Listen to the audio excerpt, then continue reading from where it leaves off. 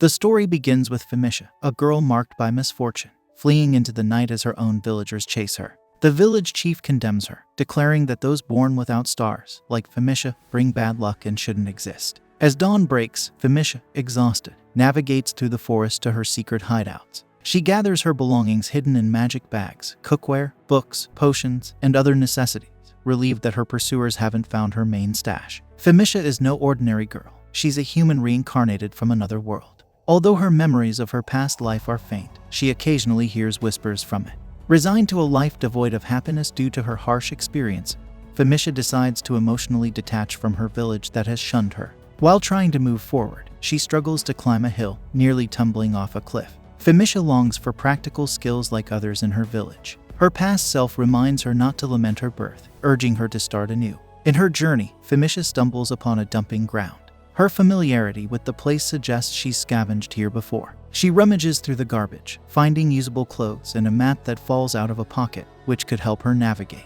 Amidst the trash, she also discovers expired potions. Although discolored, Femisha hopes they might still be effective, musing on the irony of an unwanted child like her relying on discarded items. Her scavenging is interrupted by the sound of a tamer and his slimes nearby, tasked with clearing the trash. Femisha realizes they're searching for her. The tamer, communicating with his colleague, suspects that Femisha is heading to Lathoff, the nearest village. They express unease about the chief placing a bounty on a young girl, considering it an extreme measure. Femisha, in shock, overhears her pursuers saying they'll take her dead or alive. Realizing the village chief wants her gone for good, she tries to escape but accidentally falls off a cliff. Luckily, her bag catches on a branch, saving her from a worse fate. Injured, she has to use several healing potions, which are old and not very strong. Later, she finds a clear river and takes a moment to relax, something she's never experienced due to a life spent hiding. Femisha resolves to be bold, recalling the fortune teller's advice to disguise herself as a boy for safer travel. She cuts her hair, changes into boyish clothes, and decides to adopt a new name. Her past self suggests the name Ivy, likening her to the resilient plant. As Ivy continues her journey, she's captivated by a unique, light-emitting slime. Upon closer inspection, she finds it adorable. Checking her monster compendium, she learns it's a rare, unnamed slime, often called the weakest or disintegrating slime. Identifying with the slime's vulnerability, Ivy feels a connection. When a breeze threatens to blow the slime away, she learns it's so delicate it could disappear with a mere touch or strong wind. Ivy gently assists the struggling slime, saddened to read that its lifespan is less than a day. Realizing how little is known about this rare creature due to its brief existence, Ivy is moved by its fragility. Another gust of wind nearly sends the slime into the river, but Ivy quickly saves it. She decides to stay with the slime, understanding its transient nature and wanting to cherish its brief time. In Orjagoose, Ivy explains, humans receive skills marked with stars when they turn 5. Her parents had skills in carpentry, needlework, and mending, each marked with stars as a measure of proficiency. These stars, bestowed by the gods, often dictate one's future. However, when Ivy turned 5, she received a taming skill but with no stars. Unable to tame even the smallest animal, let alone monsters, she became known as a starless tamer. This revelation changed the way her village, even her own parents, treated her. She lost her sense of belonging.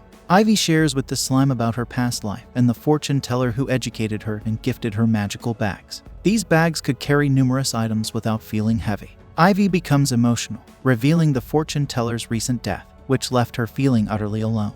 Ivy tells the slime that he is the very first friend she made and wished that they can stay together. The next morning, Ivy wakes up to find the slime gone, thinking it disintegrated as expected. Surprised by her own sadness, she resolves to head to the royal capital, following the fortune teller's advice. To her joy, she finds the slime alive inside her magic bag, proving some information in the compendium wrong. In the forest, Ivy tries taming the slime by channeling her magic into it. The slime glows, accepting her efforts, and she names it Sora, marking the successful taming with a symbol on its forehead. Ivy, excited to have a companion, happily introduces herself to Sora. Later, Ivy traps and butchers her 10th field mouse, showing respect for its sacrifice. She wonders about her previous life's lifestyle, as her past self often reacts strongly to such tasks. Ivy prepares the meat neatly, planning a feast with Sora for the night, keeping the slime safe in her bag. Checking her map, Ivy realizes the royal capital isn't even shown, signifying the long journey ahead from her current remote location. Ivy decides to head towards Odol, a nearby town, for safety. A gust of wind almost sweeps away her companion slime, Sora, but she catches him just in time. Sensing danger, she quickly hides in the trees, narrowly avoiding a group of monster ants marching by. Once the ants pass, Ivy feels relieved and notices that Sora has grown slightly larger and heavier. She then feels a sting on her face, realizing she's been cut by a branch. Acting quickly, Ivy applies several expired blue potions to her wound, healing it but depleting her potion supply. As she approaches the village, Ivy notices wanted posters with her image and a hefty reward of 500 Dao.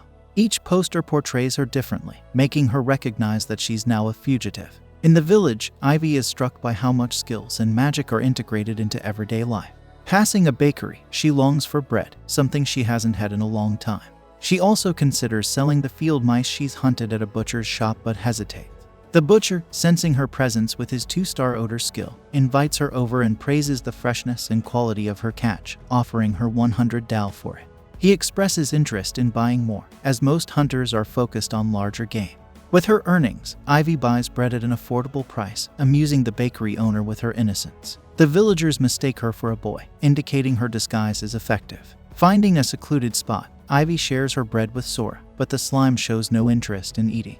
Ivy learns that Sora, the rare slime, communicates no by spreading itself out. She's curious about what it eats. The next day, she successfully catches a bunch of field mice in the forest and finds a dumping ground full of expired potions. To her surprise, Sora devours the blue potions, revealing a unique ability to dissolve inorganic materials, a trait of high-level rare slimes. Ivy tests this by offering a vase to Sora, but the slime refuses. She then offers a red potion, he declines that too and shows a preference for blue potions only. The slime sees more blue portion and starts devouring it. Ivy asks him to leave some for her too. After selling her field mice for 250 Dao, Ivy visits the bakery and is gifted an extra loaf of bread. She enjoys a peaceful moment by a stream, cleaning up and savoring her bread, wishing these tranquil times would last. Later, she encounters some adventurers and narrowly avoids recognition due to her changed appearance. The adventurers mistake her for a boy and tease her, prompting Ivy to leave quickly. Back in the village, Ivy's fear heightens when she sees her wanted poster. Despite receiving more free bread from the bakery owner, her fear of being discovered forces her to leave the village abruptly. She's saddened to depart, especially since the villagers were kind. On her journey, at a crossroads, Ivy hesitates, unsure of which direction her hunters took. Sora tries to communicate something, but Ivy can't decipher it. Regretting her hasty departure and now hungry and thirsty, she chooses a path and finds a tree with delicious fruits. However, Sora's disapproving gesture and shivering alert her to danger. The tree transforms into a monster, attacking her and revealing her pursuers. In a tense moment, the tree monster's root lunges at her, but Sora saves her just in time. Injured and losing strength, Ivy falls unconscious. She thinks of healing her wound but realizes that she has no potion. Lastly, she sees Sora jump onto her wound. She fears the worst, thinking Sora might be consuming her, as some slimes are known to digest humans. This brings an end to our episode. In Ivy's dream, she remembers her childhood. Her father, Tableau, was a woodcarver who heard a baby's cry one day, signaling the birth of a new family member. He rushed inside and was congratulated for the arrival of a baby girl. Tableau praised his wife for giving birth to such a beautiful child and decided to give his daughter a name. Ivy's mother loved the name, and they introduced themselves. As Ivy grew older, she started bringing lunch to her older brother and father while they worked. They would take a break and enjoy the bread she brought. One time, Ivy almost choked on her food, but her father quickly summoned water to help her. Her older brother teased her for eating too quickly, but Ivy explained that she needed to eat a lot because she was growing. Tableau laughed and expressed his wish for her to grow big and strong. Her older brother complained that their father was always lenient with Ivy. When they returned home in the evening, they were greeted by her elder sister, Facilla. Facilla asked Ivy to set the table for dinner, and her brother teased her about when she would start using everyday magic. Ivy confidently replied that she would start using it soon. Her mother reassured her that there was no need to rush, as everyone develops at their own pace. Ivy's ability to help with housework at such a young age was admirable. Facilla mentioned that their mother had eagerly anticipated Ivy starting to use everyday magic at her age, which sometimes made Ivy feel like she received special treatment for being the youngest. During dinner, Facilla, their mother, served everyone's favorite stew. They all enjoyed the meal together, and Tableau mentioned how Facilla's soothing skill helped him relax after a long day of work. The family spent quality time together, completing various tasks and sharing updates about their day. Tableau talked about his work, and Ivy's older brother mentioned that he would finish making the furniture that week. He also praised their mother's sewing skills in quickly completing the sofa cushions.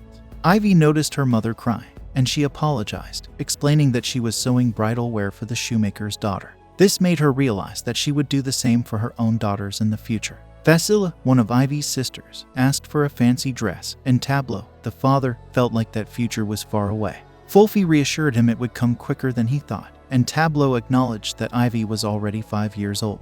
The family discussed how Ivy would receive her skills at this age. Tableau explained that having a skill meant finding a place to work and earn a living. Ivy's older brother, who had a 3-star skill, emphasized the security it brought. He took a dig at Vasila.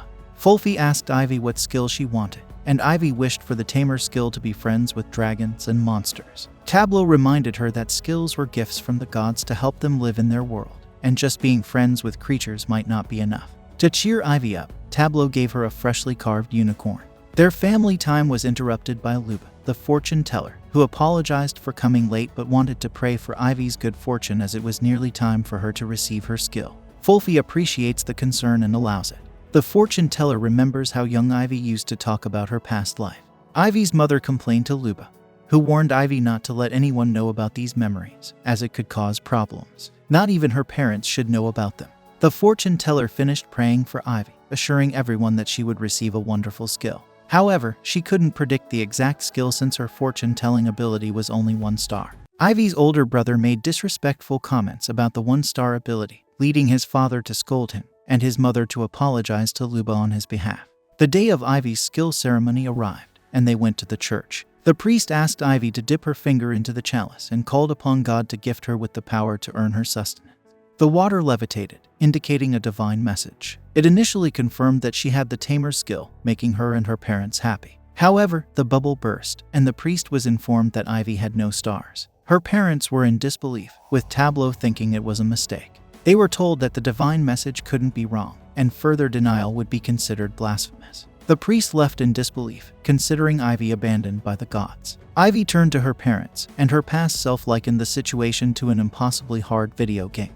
That evening, the family gathered, and Tableau showed frustration by hitting the table and drinking alcohol. Fulfi tried to stop him, but he couldn't understand why their youngest didn't have stars when everyone else in the family did. Ivy tried to speak, but she was told to be quiet. Tableau even doubted if Ivy was truly his child, leading to Fulfi breaking down in tears. Ivy tried to comfort her mother, but her older brother shouted at her not to touch their mother. Vasila goes upstairs and watches in disgust as Ivy's older brother kicks her out of the house. As Ivy walks through the streets, news of her being starless has already spread.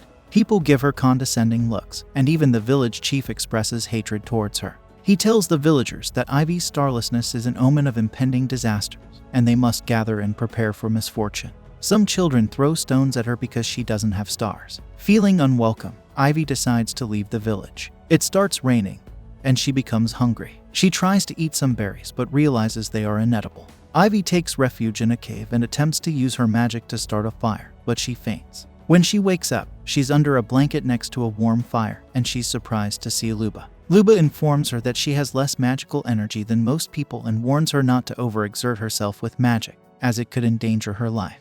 The fortune teller had foreseen this event but couldn't see its cause until now. She's a bit surprised that being starless was the reason for Ivy's predicament. Luba offers Ivy a comforting bowl of soup, and once she regains her strength, she begins to teach her. She assures Ivy that with the right knowledge, she can achieve almost anything despite her limited magical energy. Luba provides Ivy with a starter pack for her journey, including an old model magic bag that can carry many things and make them feel lighter. Ivy also receives books filled with information about the world, which Luba believes will be useful on her journey. The fortune teller advises Ivy to travel the world and broaden her horizons when the time comes. She suggests heading to a town near the royal capital, but encourages Ivy to settle down if she finds a place she loves during her journey. Luba emphasizes the importance of trust and openness with allies, as hiding things can lead to a loss of trust, and Ivy will need trustworthy allies when the time for battle arrives. Luba, the old lady, teaches Ivy essential survival skills while taking care of her in the forest. Ivy is puzzled by Luba's kindness because everyone else despises her for being starless. Luba shares a piece of history, telling Ivy that in the past, no one had skills or stars, and people lived happily and functioned without them.